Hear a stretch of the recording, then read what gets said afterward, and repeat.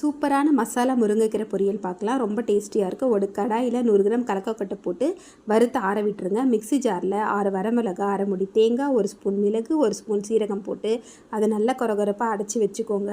ஆறின வேர்க்கடலையை மிக்ஸி ஜாரில் போட்டு அதையும் பவுட்ரு பண்ணி எடுத்து வச்சுக்கோங்க.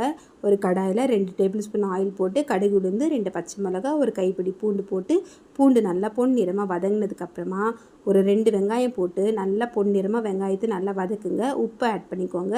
நல்லா வதங்கின வெங்காயம் அப்புறமா அரைச்சி வச்ச தேங்காய் விழுது எடுத்து போட்டு அதையும் நல்லா பெரட்டிட்டு நம்மளுக்கு தேவையான அளவு முருங்கைக்கீரை சேர்த்து முருங்கைக்கீரையை நல்லா வதங்க விடுங்க. நல்லா ஃபஸ்ட்டு வதக்கிட்டு தேவையான அளவு தண்ணி சேர்த்து மூடி போட்டு நல்லா முருங்கைக்கீரையை வேக விட்டுருங்க. வெந்ததுக்கப்புறமா இதில் நம்ம பொடிச்சு வச்ச வேர்க்கடலை எடுத்து மேலாக தூவி நல்லா கலருங்க. நல்லா கலரிட்டு ஒரு 10 நிமிஷம் நல்லா கலர்னா சூப்பரான மசாலா முருங்கைக்கீரை பொரியல் ரெடி.